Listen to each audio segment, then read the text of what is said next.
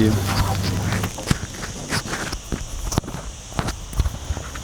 Ja, das Ding hier ist ein bisschen kaputt.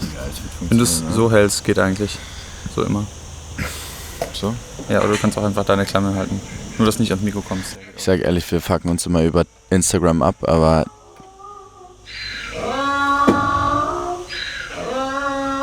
Sag doch, hier ist ein Esel, Bruder. Ich habe gestern noch gesagt, das ist ein Brunnen. Nein, Mann. Wo ist er? Der muss auf jeden Fall sehr nah... Er ist im Pool gerade. Achso, ja. Ja, ey, ich mach jetzt mal das Intro für deinen Account. Aber du musst auf Englisch machen. Ah, ja. I have to remind myself I have to do this in English. Toby's crowd is English. Okay, I'm going to do the introduction for this video. Maybe he's doing his own introduction, we'll see. Where are we? Why are we here? And what are we doing here? Okay, so basically we're in Mallorca. Mallorca is just this tiny little island in the Balearics. And it turns out that Jonas and I, that you and I, we come here quite often. And that Mallorca turns out to be a place where we both feel very calm, very inspired, it makes us strive for more, if that makes sense. Yeah, and we're here actually because we partnered with some of our favorite brands actually. It's the guys from Merchants of the Sun from Australia, and they were so kind to send us some of their amazing jewelry. And with Merchants we found a partner that we can work with the way we want to. So we don't have to make any compromises in creativity, or there's no limitations for us in how we want to create and bring our own visual language to life. So it's super nice to be working with some brand that actually understands this.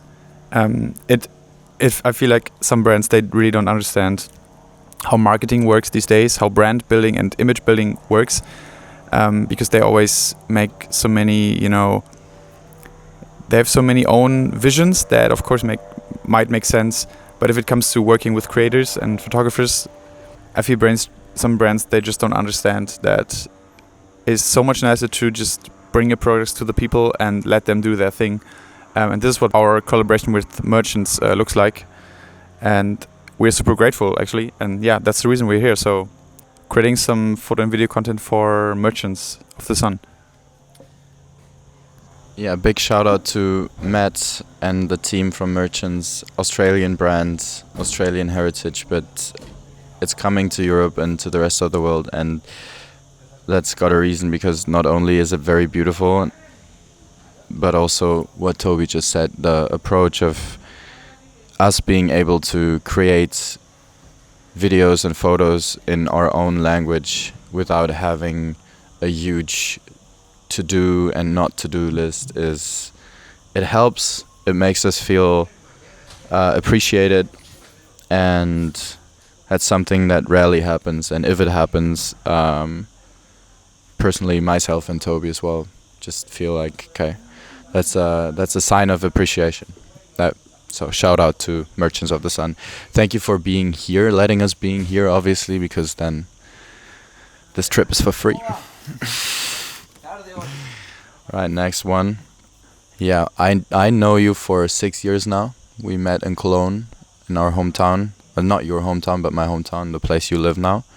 And when we started shooting, you were shooting on a different camera. You were shooting digital. What camera was that? And maybe what was the turning point when you decided to say, okay, fuck digital, I'm gonna do film? Yeah, it's true. So when I started photography in 2015, I picked up a digital camera and stick to digital ever since. So I still have a digital and I still use it for jobs. It's the one I'm filming right now. There was a turning point for me, and it was due to the pandemic in 2020, because I had some travels planned, a lot of travels. Everything was shut down, all flights were cancelled. I got refunded, luckily, all my flights and Airbnbs. and I happened to be in a situation where I had some, spare money out of a sudden and didn't know what to spend it on because there was no travels anymore. And back then I bought the Leica M6, so a very complex, fully mechanical film camera. I bought it because I was influenced by so many photographers that were shooting on that camera. I didn't know why they shot on this specific camera. I knew there were a lot of other analog cameras, obviously. But for me, being someone totally new into film, I was like, I need to understand why they use this camera. So that's basically the reason why I bought this one. I know a lot of people, they don't understand why, for a beginner, you pick this one camera, because it's super, as I said, super complex, not very easy to shoot. Not many people understand it. I didn't understand it myself back then, but it makes total sense now, because I just wanted to understand the full analog experience. Yeah. And coming from a digital where I just put everything on auto, ISO, auto, shutter, auto, and I just go for the specific aperture. I didn't want that in film photography. I wanted very, very slow, very, very on the surface of photography, very slowed down. I wanted it to be on the surface of photography and very slowed down. And that's why, I picked up the M6 back then. And please keep it in mind what you wanted to say. Something that you might not know about Toby that we had yesterday in a conversation with a friend as well. We went to Palma, we went for a drink, and then we had a conversation. And what you just said about the camera with the slowing down and stuff, that's pretty much the reflection of Toby's character. As much as I know him, he's the most humble, chilled, and laid-back person you'll probably see in a long, long, long time. I take that. So at some point I figured out that the M6 might not be the best camera for me to shoot the kind of style that I wanted to shoot. Because you guys know I work as a freelance photographer also, and I shoot some commercial stuff for brands on digital. And when I shoot it, it was always so different from when I shot analog. Because, M system rangefinder prime lens versus digital camera with a 24-70 lens. So I decided to make a change at some point, and after shooting with the M6 and M7 and only using prime lenses for almost 3 years, I decided to, thank you, no worries. No pasa nada.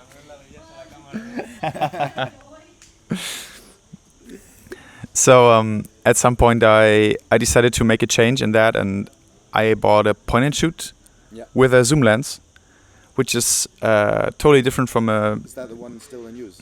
Yeah, that's the one still in use, yeah. I feel like it might break soon, but... Do you want to let them know which camera it is? Yeah, it's a Leica Z2X, but I've talked about this quite some time. When it comes to point and shoot cameras, I feel that there is no... This is the go-to camera. Point and shoots are basically just for fun, and if you don't expect too big results, like too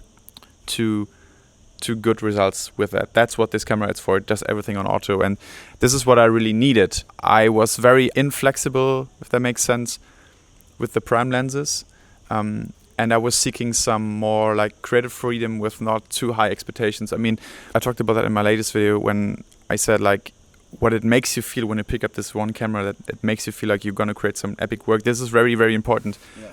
But at some point and this was pretty much why I picked up the M6 and M7 back then, but at some point I was too focused on the camera itself and rather on making the pictures. Yeah.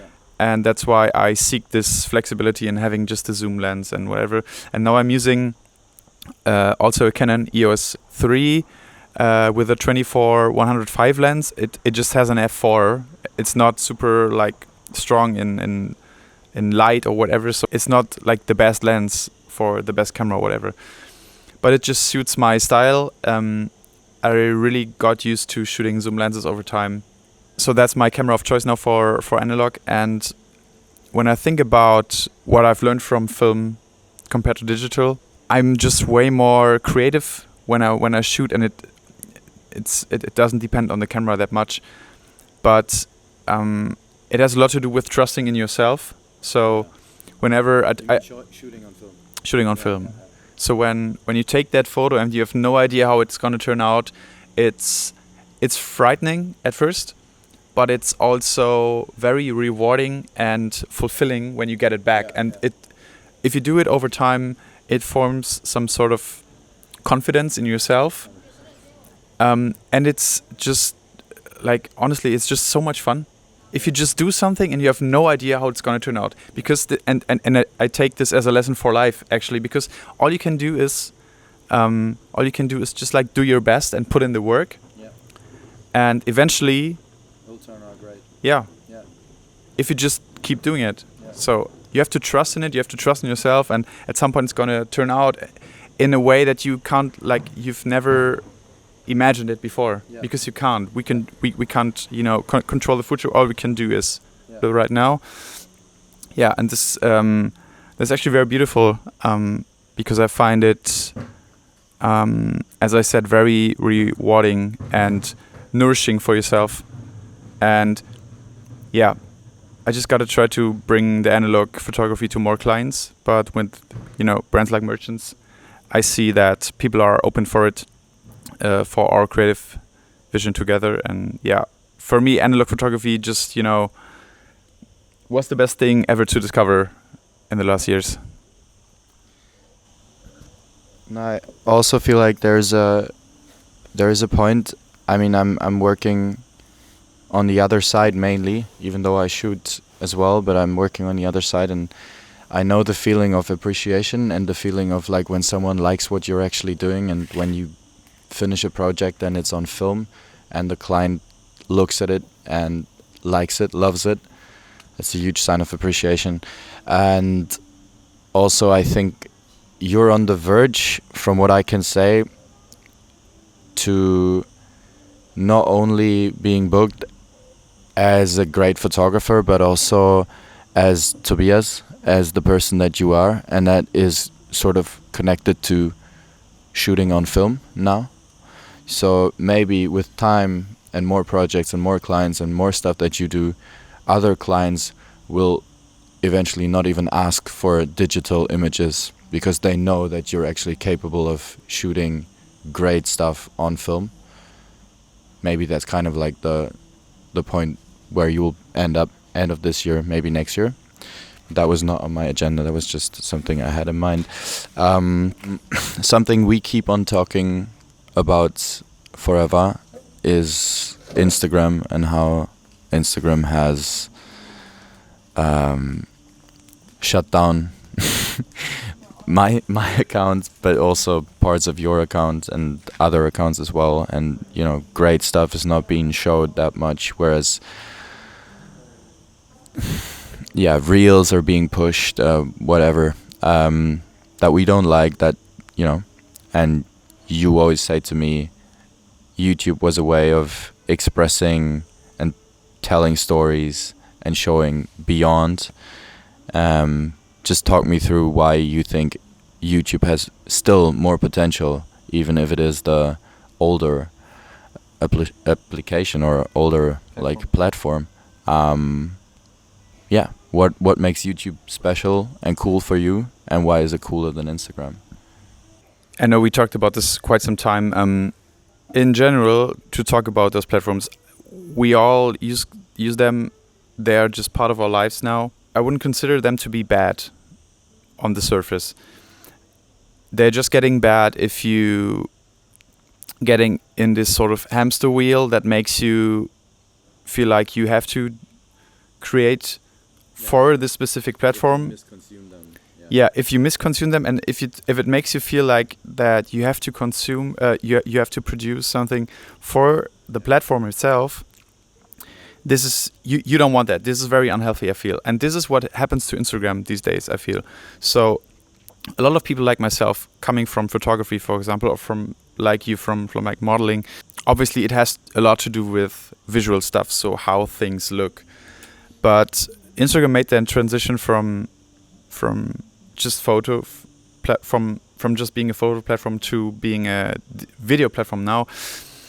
But I do have a very big problem with the kinds of videos that appear on the platform. So it's very short form content. It's all about getting someone's attention, grabbing someone's attention right away. There are very useful videos on the platform for sure. If it's like tips how to build up your favorite wardrobe at home or whatever, and you get like five like hacks for something. TikTok is the same. Like sometimes you can just like shrink some information in a short video, and it makes total sense. Totally. When it comes to photography, though, and expressing your own, vision of the world, let's say, in the broader perspective, I feel like Instagram is just the worst for it. I mean, there are people doing it. There are people using reels and just videos to show what they're doing and also putting some photos in it. But for me, back then when Instagram used to be the only platform to put photos on, I was like, yeah, I just jump on the train and do it. Now, since it became this video platform, I have very big issues with using the platform because I like being an artist myself. I have very big issues with making compromises in how I want to display and show my work. If I feel like I want to show my work in the best way possible and on top want to engage with people and getting some attention, there's pretty much no real way that I figured out for myself to do it on Instagram. And with YouTube, it is way different because, it has always been a video platform, and therefore I never thought it would be nice to showcase my photographs in it. But it turns out that I have way more creative freedom in how I want to display my work in the video. For example, music has always been a very big influence for myself, and being able to combine music with my photographs and displaying them in the way I want to, for how long I want to, in which, I can create this sort of environment where people really can consume the work in a very relaxed way. And people just don't consume, there's no way to consume Instagram in a relaxed way. It's always swiping, scrolling, blah, blah, blah. And YouTube being that platform that you can consume on your smartphone, also on your PC, I really feel like people can just enjoy and understand my work better if they consume it on YouTube, because they're in a very, relaxed environment usually. And that makes me feel like my work can finally be understood in the way that I want it to. Yeah, and on top of this, short form content on Instagram, it's just way more. YouTube has this power for people to self-sustain themselves. If you want to make it on Instagram, you ultimately have to work with some brands in the future. That's the only way to make money. If you want to do it on YouTube, for example, you can just put out videos. You don't have to rely on anybody. You just keep creating whatever you want to, and the algorithm will actually favor it if you just keep on doing the thing that you love, that you find yourself to be doing in the future. And if you keep pursuing and doing it, you will, people will start liking your work. They will get to know you through your videos. This is something that doesn't happen on Instagram because it's all about this viral videos, and you don't build that real connection with people that easily, I feel. And on YouTube, it's just so nice. You don't have to follow any algorithm things, and of course there is an algorithm on YouTube also, but it's just so nice that you don't have to follow the algorithm for anything. You just put out whatever you like, whatever you love, and people will start liking it. I'm very sure about it. I did it myself, and I'm still just putting out whatever I feel like is nice. And I see people, subscribing to my channel and commenting, and so it's. I never thought that I would actually have so much fun in creating videos, because being a photographer, videos are like it's not always that easy, and you don't have that understanding necessarily, but it's something that I'm super happy that I made this decision, and I'm still I'm very much enjoying putting out those videos and being able to combine both worlds in one. I don't even want to go through my perspective on Better not. on Instagram, because from a standpoint that I have it's it's just either you do ultimate bullshit that follows every trend and you grow, or you don't and you'll be invisible. But I mean, life could be worse. I'm here with you, so okay, us together. I think that people that follow you, they might have seen me before. Maybe from New York, maybe from here, maybe from some other place that we've been to together. But I have a very strong remembrance for when we first met on this bridge. It was not a bridge, but we went to this bridge. Where did we meet? When did we meet? And when did we actually, or what was the moment that maybe kicked off things with us? Because I have one moment, I have one shoot, and we haven't discussed this yet, but I'm interested in, what you would say is the turning point, like when we took things more seriously. I don't really know. Never thought about it. I know we did our first shoot in late 2018 or late 18. Yeah, that might be. I just bought that like a queue back then. I remember. Like October. Yeah. Yeah. This might be. And we were shooting on the Südbrücke in Köln. Represent. This is when we, shot for the very first time. And I never thought about like when things really kicked off. I mean, it might be New York, maybe. So when we both traveled together to New York in 2019, and just hung out for 10 days or so. And I was taking thousands of photographs of Jonas, and there was this one photography series where you see him almost falling out of a window. And that was. Can you please say which floor that was? That was insane. That was actually the. What? What floor was that? Which floor? I was about to say that it was the 28th floor or something, so pretty high. And I'm afraid of heights. Yeah. And it was freaking cold outside, but Jonas was leaning out of, like over the Heizung, whatever that is. Yeah, I don't know. Yeah, and it was freaking cold because it was late November. So I remember flying back to another job on the 28th of November. So it was actually very, very cold these days.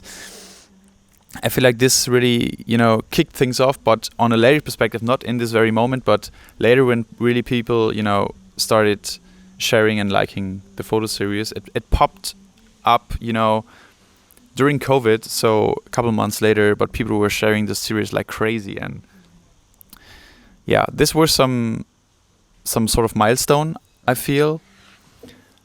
Yeah, but also, just getting to know you better as a person, spending time together in Cologne. I mean, let's be honest, we mostly see each other while traveling. Yeah.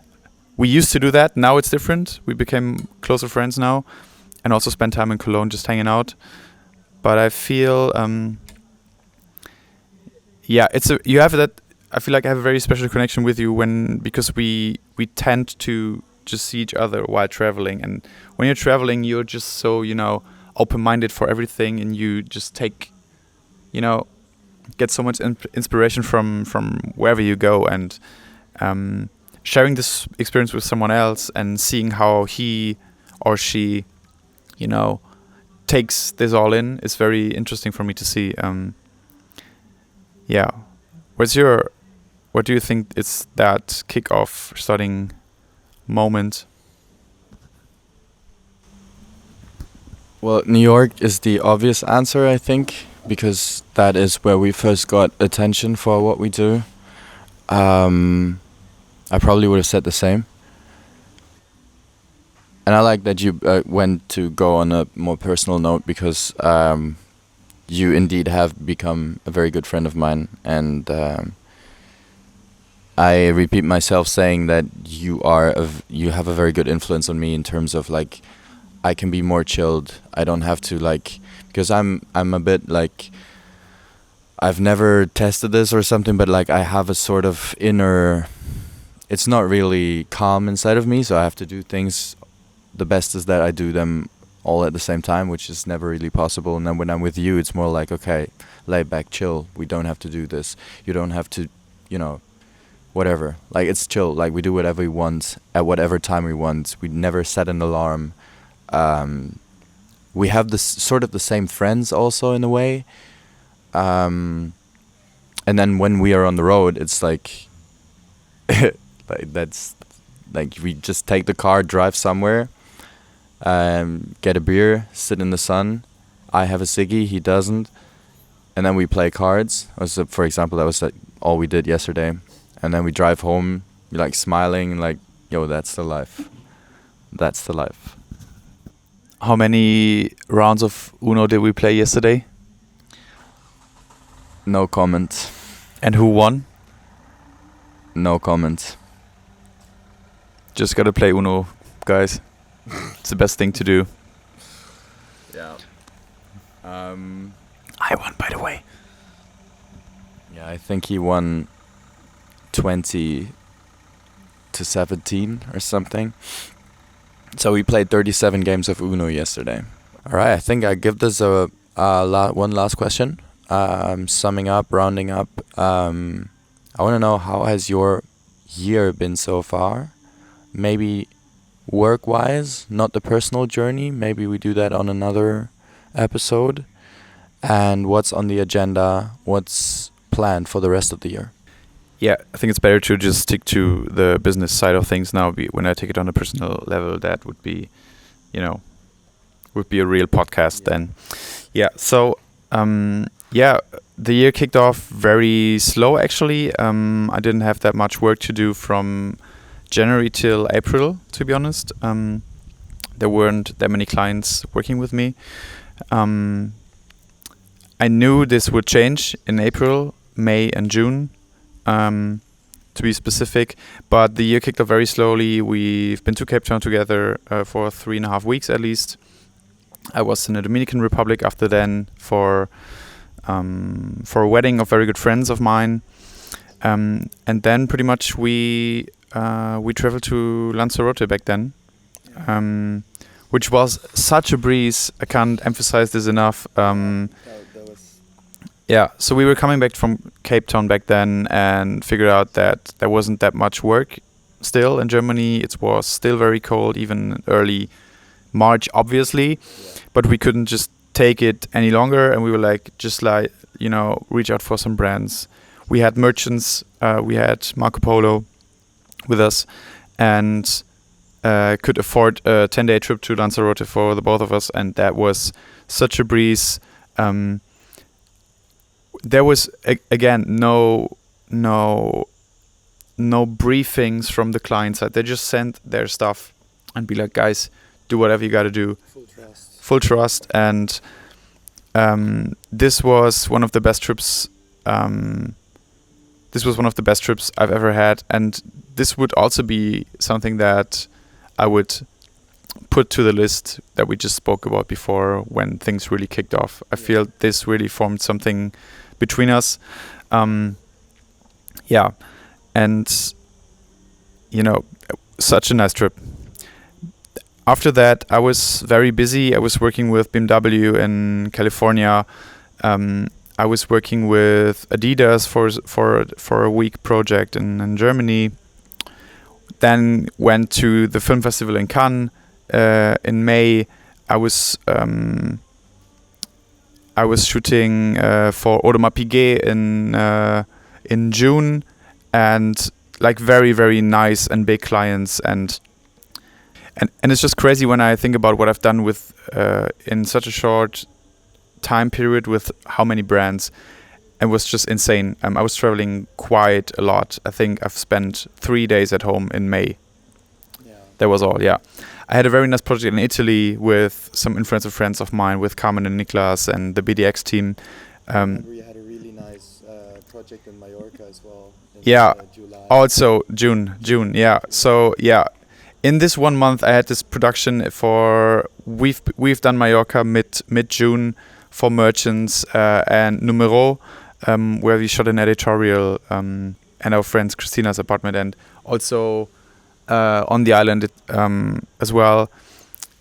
and I had this Audemars Piguet job, and then I went to the Tuscany job I just talked about with my influencer friends. One of the best months I've ever had, not only job wise, also money wise, and human wise, if that makes sense. So the people that I got to know through that work was just something else. And July and August are usually a little more quiet. I still shoot 1 or 2 music festivals because I started my creative journey with music back then. I still know people from the industry, and that's why I still shoot 1 or 2 festivals. Now it's, what is it? It's August 27th. About to fly back home tomorrow. Creating for merchants again. And besides that, there's a little more travels coming up. So I'm doing vacation with my girlfriend. So we're going to Italy late September till early October. Friends of ours getting married. We're going to see each other there. We're going to extend the trip possibly and spend some more days in Puglia, Italy. And hopefully there will be some more clients reaching out for October and November. That would be nice. Otherwise, just like from my experience from last year, there won't be too much work for the rest of the year. So this also means I have some more time to create videos, more time to reach out for brands that actually enjoy working with the both of us, that really take this sort of creative approach with analog photography and with just collaborating with people like us, sending them their products and understanding their way of how they work and what they want to create. And this is something that I should focus on more, and combine that with creating YouTube videos, because YouTube is it helps me reflect on what I do and how I think about things. Actually, I never thought that this would be, that this would actually have this sort of impact on myself. But if I come up with some idea, and even if we just talk, or if I come up with a script or whatever, it helps me really reflect on what I do. And this is why I know so precisely what I've been through this year. And that's pretty much it. Has been a very, very, very... It has been a year full of learnings. I mean, imagine starting off a year with 4 months of no work, and you have to live off your spendings from the last year. Wasn't that nice. I mean, I tried to keep myself busy with the traveling, but I definitely learned a lot about myself back then and what I truly value. And if I would, I said in the beginning, I don't want to make this too personal, so we should maybe skip that and keep that for another thing. But it's been an incredible year so far. Just one last note, because I've been accompanying Toby on this 4-month no work thing, and guy didn't change. Still calm, still lovely to everyone else, still in the zone, not really panicking, nothing at all. Just the trust that he had in himself that things would change, as he just said. And I've been to Cape Town, I've been to Lanzarote with him in that time, and especially Lanzarote was one of the most special trips I have done, and maybe the most special trip we have done. And having had this time in that period of your working career makes it even more beautiful for me, because you were open enough to still enjoy that fully. So that was more personal than I wanted it to be, but anyways, guys, it was actually my idea to do this interview because I wanted to bring Toby. I know he is, talking about himself as well, not just the work, but I wanted him to be, or to come closer to you guys, so you'd understand what's behind this man. And if you like that, we'll probably continue doing this. And as I'm not part of his YouTube channel, I'm just somehow appearing in it. Please give this guy his flowers, because he truly deserves them. Thank you. nothing much more to add to this. Thank you, Jonas, for coming up with this idea. Luckily, I had these microphones with me. I had a tripod with me, and yeah, hope you guys enjoyed this one. Love talking about those things, and yeah, hopefully you guys like it as well, and so we can, just do it for the future. And even if you guys don't like it, if we like it, we just keep doing it.